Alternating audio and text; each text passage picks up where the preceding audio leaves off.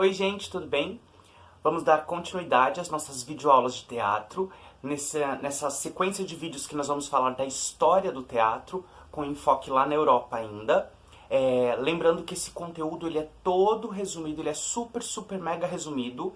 Eu estou trazendo ele de uma forma um pouquinho mais acessível, com as coisas que eu estudei e que eu acho que são importantes para a gente ter esse contato com a história do teatro. Se vocês tiverem alguma curiosidade, quiserem aprofundar algum tema, algum gênero, vocês podem entrar em contato que a gente mata essa curiosidade, tá bom? Então vamos lá. A gente vai entrar agora no século XIX, lá na Europa.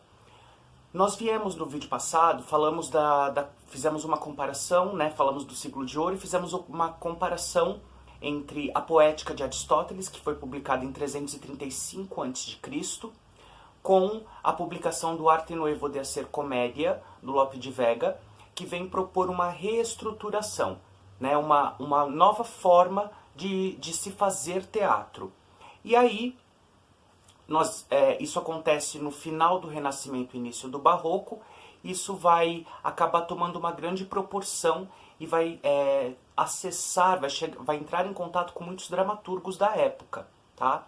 Então, quando a gente chega no século XIX, 1830 mais ou menos, nós temos o surgimento do balé Giselle, que inicia o movimento do balé romântico. E com isso, nós também vamos ter o início do teatro romântico. A gente vinha de uma narrativa dramatúrgica, de um teatro mais pautado nos dramas humanistas, que quem principalmente traz isso pra gente é o Racine, lá na França, no finalzinho da Comédia dell'arte. Então ele já vem propondo uma repaginação na dramaturgia. Então ele traz dramas humanistas, ele fala mais da humanidade, das mazelas, das dores, das questões mais próximas do povo. E isso se intensifica com o romântico. Então, nesse período de teatro romântico, nós vamos ter peças com excesso de emoção, com excesso de sentimento, falando sempre sobre temas relacionados ao amor. E aí nós temos um subgênero que começa a surgir, que é o melodrama, né? Que vai trazer essas questões exageradas do amor. Quando a gente vai chegando no final do século XIX, nós temos o primeiro movimento de mudança após esse momento romântico, que é o teatro realista. Sobre o teatro realista eu vou falar um pouquinho mais pra frente, porque eu vou fazer um link com a quarta parede, tá? A gente já vai falar sobre isso. Temos também o surgimento do teatro naturalista. O teatro naturalista, ele vai trabalhar o exagero do realismo. Ele é totalmente exagerado em questão da montagem em si. O naturalista, ele vai trazer muito forte os aspectos crus da sociedade, crus do ser humano. Essas coisas mais que seriam na época desagradáveis de se ver. Ele vai causar esse choque dessa maneira, trazendo essa exposição maior das questões desagradáveis do ser humano. E aí nós temos na dramaturgia, na escrita dos espetáculos, um excesso de objetividade na descrição da natureza. Então, tudo que eles colocavam em cena nesse teatro realista, nesse teatro naturalista, não tinha nenhuma subjetividade. Se era para ter um armário com roupa, ia ter um armário com roupa. Se era para ter uma árvore, ia ter uma árvore. Eles não vão trabalhar com símbolos, com coisas simbólicas. Eles vão trabalhar com o que é realmente descrito. Então, nesse período naturalista, além de nós termos, que ele vem um pouquinho depois do realismo, além de nós termos um estudo mais aprofundado do trabalho do ator, temos muitos atores que fundam grupos, e esses grupos eles ficam em sala trabalhando, pesquisando a interpretação, o movimento, o corpo, a voz. Nós temos essa questão de trazer o desagradável, aquilo que não é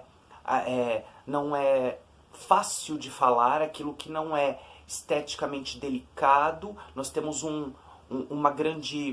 quase uma grande agressividade, não no sentido de violência, mas no sentido de exposição, principalmente pelo fato desses artistas estarem nesses grupos estudando e pesquisando formas de interpretação.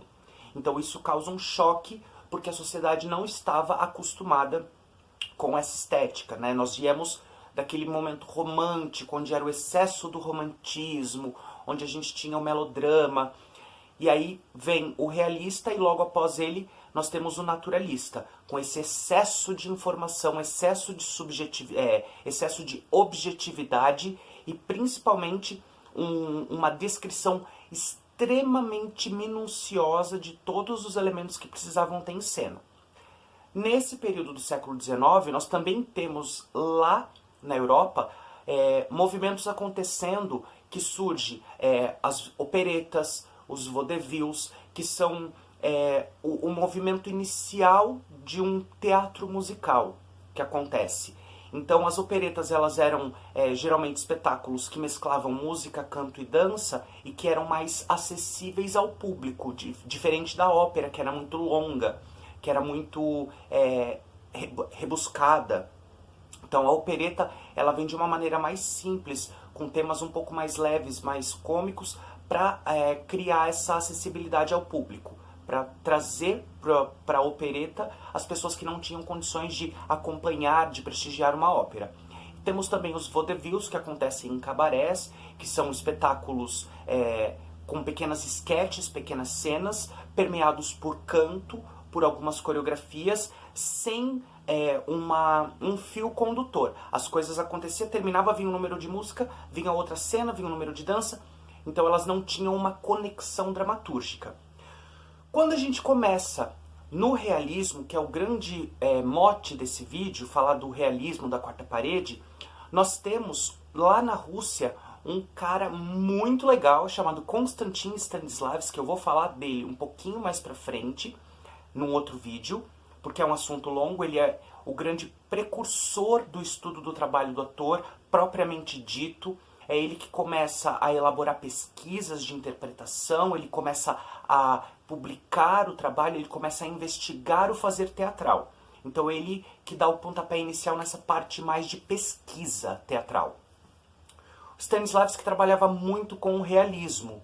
O realismo, ele tem um gosto específico pelos detalhes mínimos. Ele usa uma linguagem mais coloquial, mais próxima do público, sem tanta erudicidade, acho que existe essa palavra, sem tanto esse teor erudito, esse teor sofisticado, essa norma culta. É muito mais acessível a linguagem que o povo fala.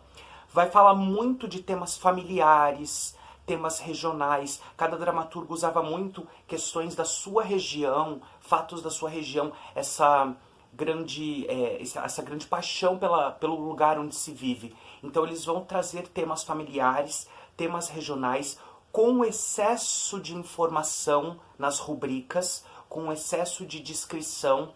Então a gente vai ter na rubrica a personagem A entra pela porta do quarto, trajando uma camisola branca, um penhoar de seda, com um sapato branco, caminha em direção à cama, que está com as almofadas, com os travesseiros espalhados, e começa lentamente a organizar o quarto depois de ter acordado. Então vai vir uma série de informações extremamente detalhadas para essa interpretação acontecer, para a execução desse espetáculo acontecer. Com o movimento do teatro realista, nós temos efetivamente o início de uma estética que é a quarta parede. Muita gente fala sobre a quarta parede, muita gente discute sobre a quarta parede, e a gente vai entrar um pouquinho em contato com o que é essa quarta parede. Esse termo ele surge como uma forma de complementar a estética do teatro realista, que trabalhava com a questão de ser como uma fatia da vida. Você estava vendo um fragmento da vida daquele personagem. Como se você olhasse pelo buraco da fechadura, como se você olhasse pela janela que está aberta. Então essa era a ideia, trazer essa fatia de vida para o palco, trazer essa realidade para o palco, o cotidiano do ser humano, com esses temas familiares, com esses temas regionais, com essa linguagem mais próxima do povo, que era a linguagem que todo mundo falava, né? Era a linguagem mais acessível. Quem propõe essa ideia de quarta parede é Émile Zola, que desenvolve junto com André Antoine, na França, essa temática da quarta parede. E Stanislavski, que vai desenvolver a quarta parede lá na Rússia. Muitos espetáculos dentro dessa estética realista com a quarta parede, eles chegavam a colocar uma espécie de tule, um tecido bem fininho na frente do palco para causar esse distanciamento com o espectador, para mostrar que eu estou assistindo o que está acontecendo no palco, sem nenhum contato a mais, né? O que acontece? Desde da poética do teatro grego, nós temos um movimento textocentrista, onde o texto, a mensagem que se passa é mais importante que a interpretação. Quando a gente entra no Renascimento, nós temos uma grande efervescência e aí muitas coisas acontecem. Então a comédia dell'arte, onde as mulheres entram em cena, que eles vão trabalhar o gesto, eles têm contato com o público. Então o trabalho do ator começa a ser explorado não somente pela mensagem que vai ser passada. Aí nós temos Shakespeare, que propõe no teatro elisabetano essa saída do proscênio, dessa caixa cênica que a gente está acostumado, desse avançado, que o teatro elisabetano tem aquela projeção do palco para frente, onde o ator sai dessa caixa ilusória, rompe essa ilusão que o espectador está vendo para ter um diálogo mais próximo do público, né? Então aqui nós temos uma quebra dessa quarta parede que ainda não está segmentada, ainda não está introduzida. Na comédia dell'arte isso não existe porque tem um contato com o público. E isso vai ganhando forma até que nós temos a estruturação dessa quarta parede com Émile Zola e com André Antoine. O que acontece? Coloca-se esse tecido muitas vezes no proscênio, na frente do palco, para causar esse distanciamento mesmo. Para mostrar para o espectador que ele está somente assistindo. Ele é totalmente passivo, ele só recebe esse espetáculo, essa informação. E o que acontece no palco é exatamente um recorte da vida. Movimentos cotidianos, ações cotidianas, uma fala mais cotidiana, é tudo muito, muito próximo do real. Aí, o que acontece? Com essa ideia de que o espectador é apenas um voyeur, nós temos essa estruturação inicial da quarta parede. Outra coisa, como eu falei que a movimentação ela era extremamente realista e cotidiana, questões como triangulação no palco, frontalidade não existiam. Se era um recorte da vida e se eu tinha detalhes nesse cenário, se eu tinha uma descrição minuciosa das coisas que aconteciam, eu ia trabalhar com o caráter real, o caráter humano. Então, os atores, nessa estética, eles ficavam de costas, coisas do tipo fechar a cena, esconder o rosto, que são coisas que a gente ouve muito, né? Abre a cena, mostra para o público, direciona para a plateia, triangula com o ator, né? Não tinha essa preocupação. Tanto que o Stanislavski, quando ele começa a trabalhar com a estética realista e a quarta parede, ele ensaiava com seus atores em uma sala toda cortinada, com cortina nas 4 paredes, para que os atores não tivessem o registro, a memória ou a preocupação de aonde o público estaria assistindo. Então você ia ver, se tinha que ficar de costas, ficava de costas, se tinha que fechar a cena, fechava a cena, porque era um recorte da vida. Não tinha essa preocupação estética com o trabalho, com a frontalidade, com esse contato com o público, porque o público era somente um voyeur. Ele estava só assistindo, tá? Outra coisa, os espetáculos, por terem esse caráter mais regional, ter essa coisa mais familiar, ele não necessariamente queria provocar um pensamento, uma reflexão no público. Ele estava apenas mostrando um cotidiano daquele grupo, daquela família, daquele lugar. Então não tinha essa provocação interna, essa provocação intelectual.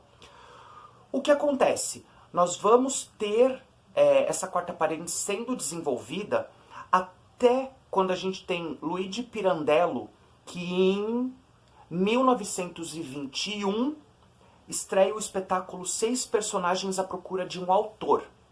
Quando ele estreia esse espetáculo, ele já vem e abala com o conceito de quarta parede, justamente por ter uma conexão maior com o público, por ter uma preocupação com frontalidade, ter um olhar direcionado para essa plateia. Thornton Wilder, quando ele escreve e encena o espetáculo Nossa Cidade em 38, existia uma personagem dentro desse espetáculo que era diretor de cena. O nome da personagem era diretor de cena. Já quebra com a estética realista, porque a personagem não tem nome. Ele é um diretor de cena, é uma função. E essa personagem, ela permeava o espetáculo fazendo descrições do que acontecia direcionadas para o público ou manipulando objetos que os atores fossem usar. Então, um exemplo, essa personagem vinha e trazia um copo d'água, mas ela não estava inserida na peça.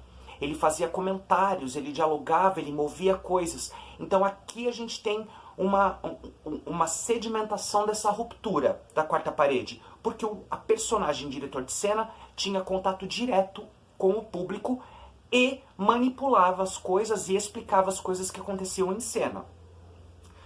A ruptura total, a real quebra da quarta parede, ela vem com Bertolt Brecht na Alemanha, que vem propor um teatro mais dialético, um teatro épico, né, com o distanciamento.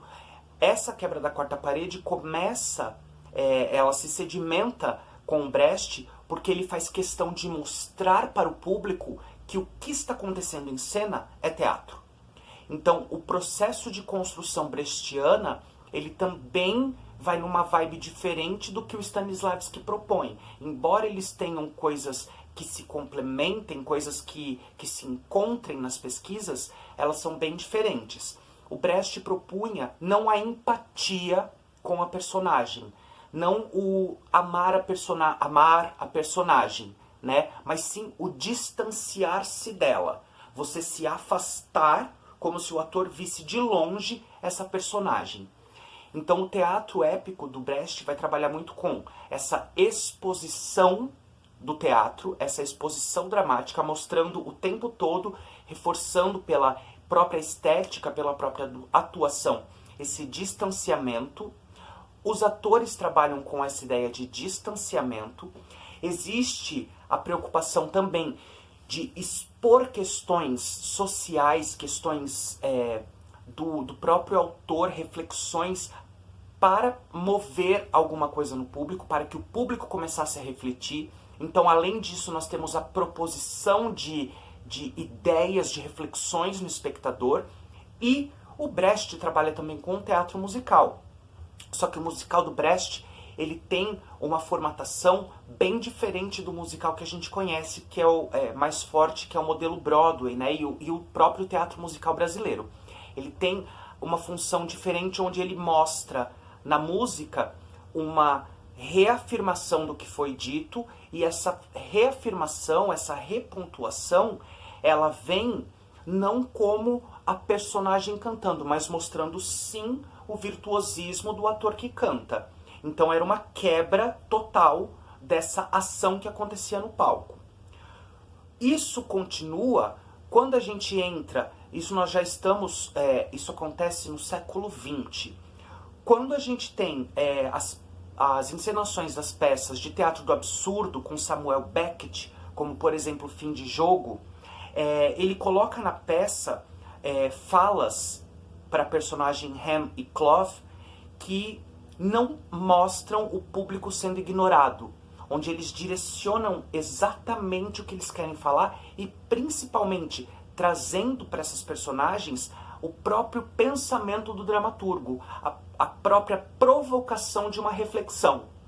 Então tudo que a quarta parede tinha de abstrair a existência do público, de ser uma fatia de vida, de trabalhar o regionalismo, o coloquialismo, relações familiares, histórias, acontecimentos familiares, ser a fatia de vida, sem essa preocupação estética de posicionamento em cena, com o excesso de informação, o excesso de elementos em cena, para compor essa realidade desse grupo de pessoas, e principalmente sem provocar essa reflexão, esse contato, tratando o espectador somente como um voyeur, que inclusive as luzes são apagadas na plateia, são firmemente apagadas na plateia, é uma prática mais recorrente nessa estética, justamente para causar esse efeito de ilusão que acontecia em cena. Você está aqui só para assistir o que está lá. E aí, quando a gente tem o Pirandello que vem propor com a peça Seis Personagens à Procura de um Autor uma quebra, um contato maior, quando a gente tem o Thornton Wilde com Nossa Cidade, que vem traz a personagem diretor de cena, que tem esse contato direto com o público, que permeia essa como se habitasse essa zona da quarta parede, né? Porque ele tem um contato com o público e tem um contato com o palco, mas sem interagir diretamente com os atores. Nós temos já a ruptura dessa quarta parede acontecendo. E aí o Brecht vem com o teatro dialético e vem propor essa quebra da teatralidade, do mostrar que é teatro, do mostrar que essa ação distanciar o ator da personagem, já há uma ruptura definitiva. Isso vai continuar no teatro do absurdo, que aí nós temos questões muito mais filosóficas sendo abordadas, questões mais sociais, mais humanas, provocando o espectador a pensar, provocando o espectador a refletir sobre o que é dito, nas peças principalmente do Samuel Beckett, que propõe esse contato com o público, onde Ham e Clove têm esse contato, esse olhar, esse perceber a plateia. Aí a plateia passa a ser um actante, né? Passa a compor o espetáculo junto com os atores, onde eles têm essas reflexões, eles têm esses pensamentos, eles tomam contato com essas ideias que são passadas para eles, com esses temas mais provocativos, mais reflexivos, né? Para gerar esse pensamento. Então, só recapitulando, a formalização do teatro realista da quarta parede, ela vem com Émile Zola e André Antoine lá na França e com Stanislavski na Rússia. Nós temos todo esse período realista, nós entramos no naturalista, que é esse excesso de informação, esse excesso de detalhes, esses assuntos mais desagradáveis até para o público, com questões pessoais, porque nós estamos no movimento de pesquisa da interpretação. Isso já está entrando no século XX.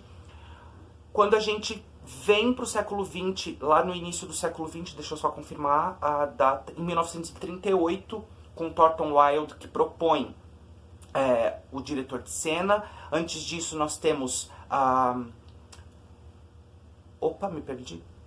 Nós temos em 1921 o Pirandello com Seis Personagens à Procura de um Autor, que começa a ruptura. Em 38 nós temos o Thornton Wilde com Nossa Cidade, que vem quebrar ainda mais essa parede, essa quarta parede do teatro. E o Brecht finalizando e rompendo totalmente a estética de quarta parede. E aí isso vai continuar no teatro do absurdo, que vem propor essas questões filosóficas sociais de pensamento, de gerar um movimento reflexivo no espectador. A ideia de quarta parede, ela hoje em dia dificilmente é trabalhada. A partir do momento em que eu, ator, estou preocupado em comunicar essa mensagem, em passar essa ideia, em fazer o espectador refletir, onde eu trabalho o meu posicionamento, a triangulação com outro ator, eu penso na frontalidade, de direcionar, seja olhando para o olho da pessoa, seja olhando para frente, quando eu assumo a frontalidade, e a partir do momento também em que eu saio dessa caixa cênica, eu tenho essa ruptura de quarta parede. Então, dificilmente nos dias de hoje, nós vamos ter espetáculos pautados nesse realismo da quarta parede, né? Com essa estética realista quarta parede. Porque nós pensamos no posicionamento, na forma de falar, na própria construção corporal. É um corpo extra-cotidiano, é um trabalho que tem projeção de energia, que vai trabalhar o magnetismo do ator. Eu vou usar os meus ressonadores, então tem todo um estudo e eu direciono isso para o público. Eu trago o espectador para essa realidade. Eu quero que ele reflita, eu quero que ele pense, eu tenho esse contato. Mesmo que não seja físico, que eu não pegue no ator, ou que eu não efetivamente olhe nos olhos da plateia. Mas quando eu penso em direcionar isso para frente, quando eu saio dessa caixa cênica, quando eu dialogo com o espectador, quando eu proponho uma reflexão, quando eu estou pensando no meu posicionamento, eu estou trabalhando a quebra dessa quarta parede, ok? Então esse foi o nosso vídeo de hoje, ficou um pouquinho longo.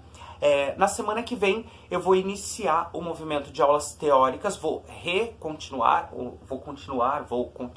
seguir adiante com o movimento de aulas teóricas, e aí nós vamos entrar no teatro brasileiro, tá?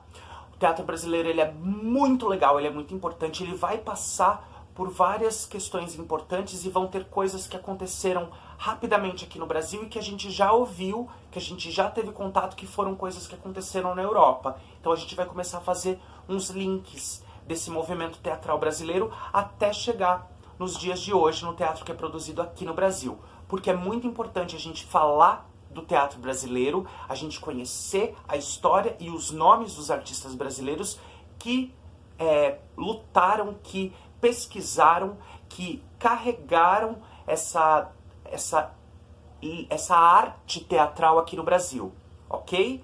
Espero que vocês tenham curtido, se cuidem, gratidão por ter assistido até aqui, um beijo!